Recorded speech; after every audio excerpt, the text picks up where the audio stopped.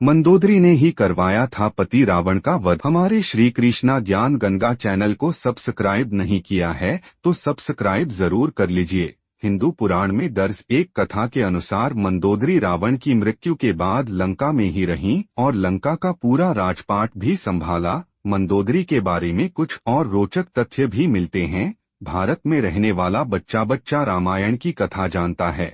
सभी को पता है कि अपनी पत्नी सीता को बचाने के लिए भगवान राम ने लंका जाकर रावण का वध किया और सीता को लेकर वापस अयोध्या लौट गए। यह बात बहुत कम लोग जानते हैं। शास्त्रों में भी इसका बहुत कम ही जिक्र मिलता है, मगर हिंदू पुराण में दर्ज एक कथा के अनुसार मंदोदरी रावण की मृत्यु के बाद लंका में ही रहीं और लंका का पूरा राजपाट भी संभाला।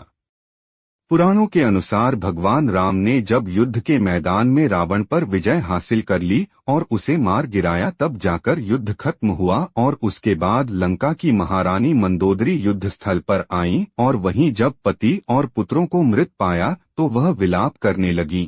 मगर विलाप करते हुए उन्होंने वहीं मौजूद अपने देवर विभीषण से कहा कि वह अब भी लंका की महारानी हैं और रावण के राजपाट को वही संभालेंगी। रावण के अंतिम संस्कार के बाद जब विभीषण का राज्याभिषेक हुआ तो महारानी मंदोदरी उन्हें शासन चलाने में मदद करने लगी।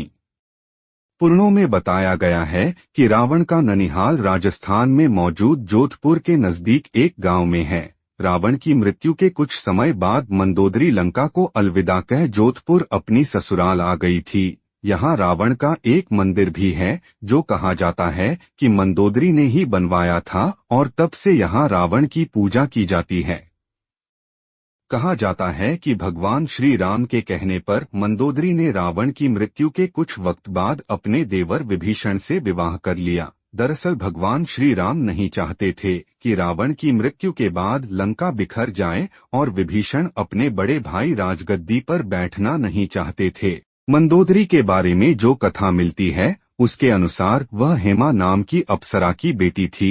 देवराज इंद्र की सभा में एक बार कश्यप ऋषि के पुत्र माया की नजर हेमा पर गई और वह उस पर मोहित हो गया। माया ने हेमा के सामने विवाह का प्रस्ताव रखा। विवाह के पश्चात हेमा ने मायासुर की पुत्री को जन्म दिया जिसका नाम मंदोदरी रखा गया।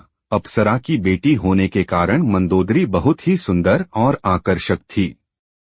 जब मंदोदरी विवाह योग्य हुई तो इनके पिता मायासुर ने योग्य वर की तलाश शुरू कर दी, लेकिन उन्हें अपनी रूपवती कन्या के योग्य कोई वर नहीं मिल रहा था। इस दौरान मायासुर ने रावण से अपनी पुत्री का विवाह करने की बात सोची और रावण के सामने मंदोदरी से विवाह का प्रस्ताव रखा। मायासुर ने मंदोदरी को रावण से मिलाया। रावण की नजर जैसे ही मंदोदरी पर गई वह मोहित हो गया और झट से विवाह का प्रस्ताव स्वीकार कर लिया।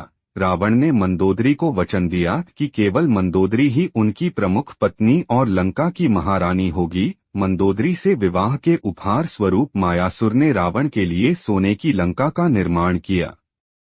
एक कथा यह भी है कि रावण की मृत्यु एक खास बाण से हुई थी। इस बाण की जानकारी मंदोदरी ने ही हनुमान जी को दी थी। आपको हमारे द्वारा दी गई जानकारी कैसी लगी हमें कमेंट के माध्यम से जरूर बताएं। वीडियो को अंत तक देखने के लिए आपका बहुत बहुत धन्यवाद।